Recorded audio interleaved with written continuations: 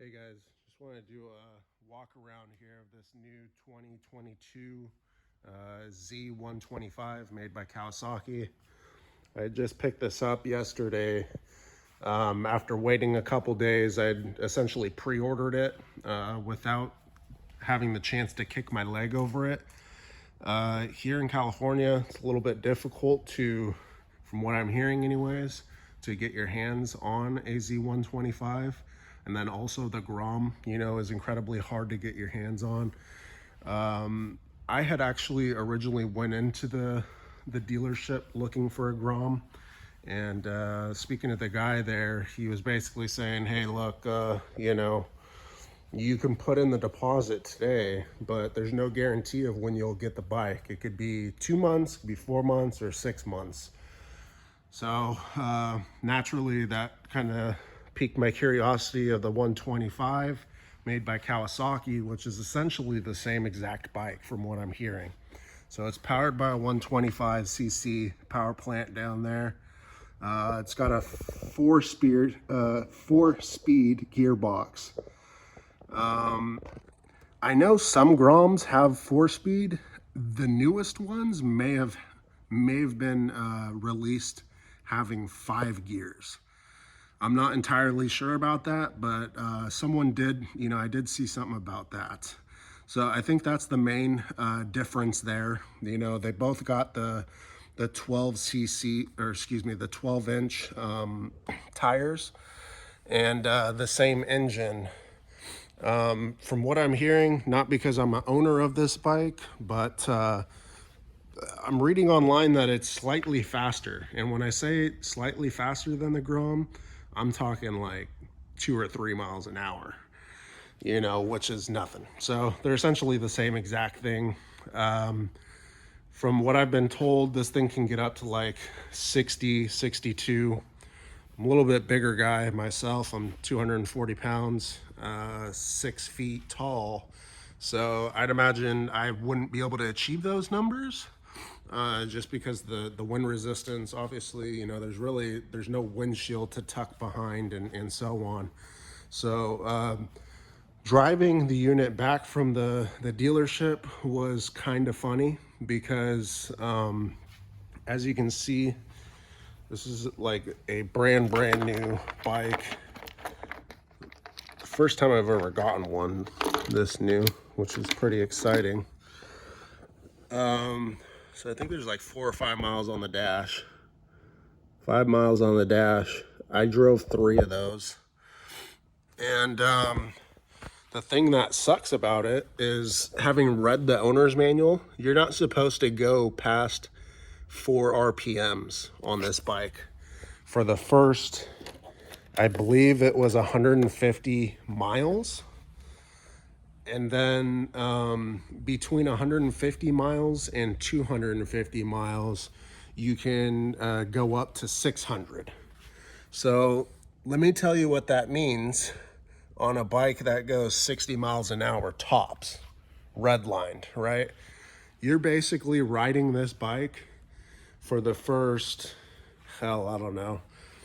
I mean, this isn't a daily driver for me. I've got other vehicles that get me around, but 150 miles is quite a long distance, especially when you're not traveling highway speeds.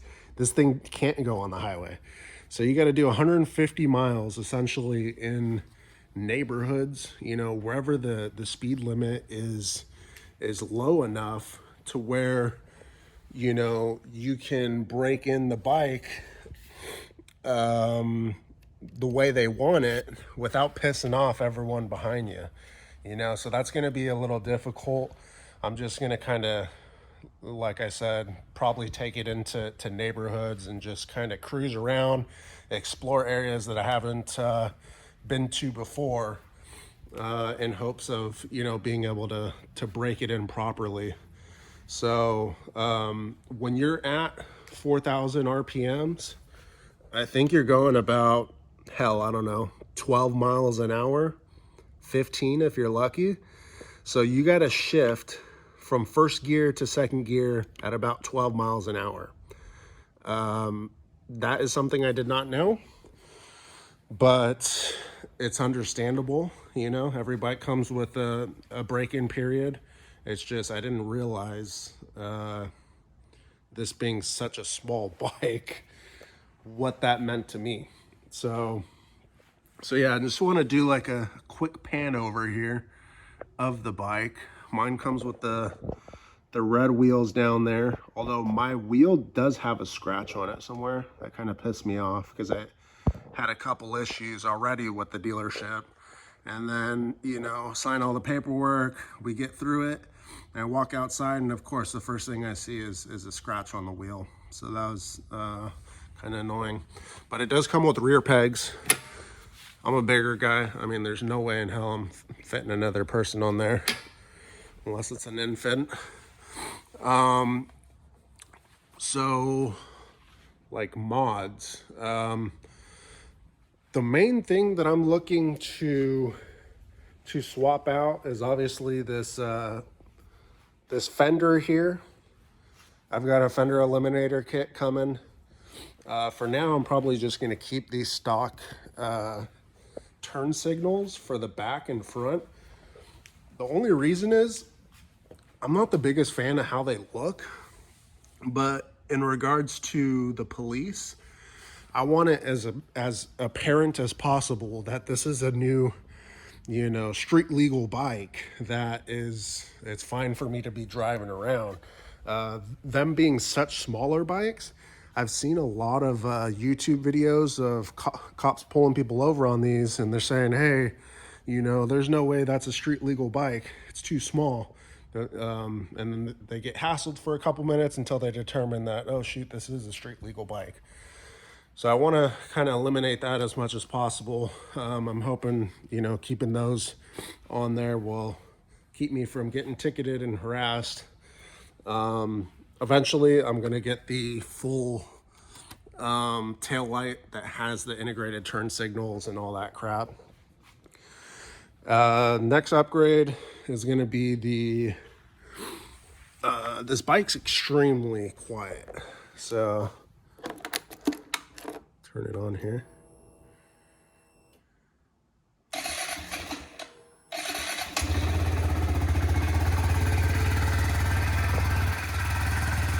So I know iPhones never do the justice of exhaust, but I gotta tell you, this isn't gonna cut it here in California when you got so many cars on the road. And it being so small, you know, you want to be seen and heard as much as possible. So, funny thing about this bike is the exhaust. It's literally got only one header, which is that guy there.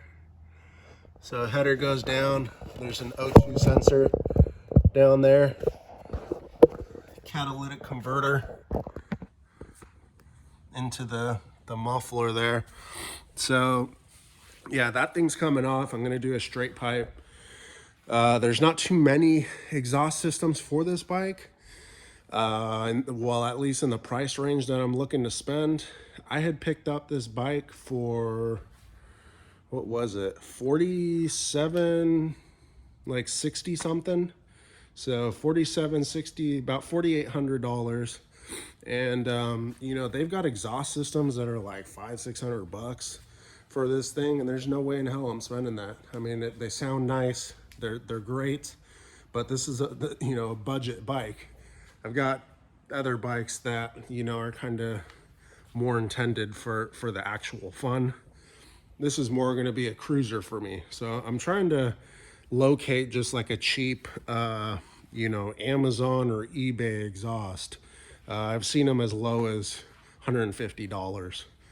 So fender eliminator kit, straight pipe, and then they also have a air box here that from what I'm hearing really kind of suffocates the bike. So they make cold air intakes for this thing, which is also about $150.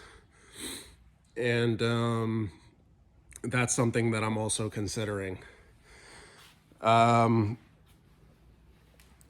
if I continue to ride this bike and it's very, I don't know, maybe I lose my enthusiasm for it, or I'm just thinking, you know, oh, I need just a little bit more power. They do make a big bore kit that essentially replaces this unit here. You'd unbolt this, take it off, and they've got like bored out kits that you can just slide on there. And it, I think it puts the displacement up to like, so it's like 170 cc's instead of 125. So about 50 cc's is what you'll gain. And I think the cost is about somewhere around $500. And they are, you know, US made parts. I can't think of the actual name of it now, but I'll try to put a link down in the description if you guys are interested in that. So yeah, so this is just a quick walk around of the new 2022 Z125 made by Kawasaki. It's one of the new mini motos, and you know, obviously comes with all the same controls as your bigger bikes: headlights, turn signals, horn, clutch, kill switch, and so on. So yeah, oh, that's another thing I'm swapping out is the handlebars. So the handlebars could be just a little bit wider for my liking and a little bit taller. So I'm gonna try to find some pro taper, like dirt bike handlebars, and throw those on there. I think that will look clean. And then also these mirrors are freaking hideous, so those are also coming off. I've already bought bar end mirrors for the unit, so pretty excited to get those in. But yeah, guys, just wanted to do, you know, a quick walk around. Didn't see much content out there on this particular bike. I know they're hard to get your hands on, but honestly, on my way home from the dealership yesterday, I was just kind of giggling, you know, on the way home, that it's just such a ridiculous buy, but yet so much fun. And so yeah, guys, I encourage you to go out there and purchase some of these mini motos, whether it's the Honda Grom or it's the Kawasaki Z125. In my eyes, they're all the same, but I'd like to, you know, obviously see more riders out there on a smaller bike like this. So appreciate you guys watching. If there's anything in particular that you guys would like to see on this bike, let me know, and I'm more than happy to make a video about it.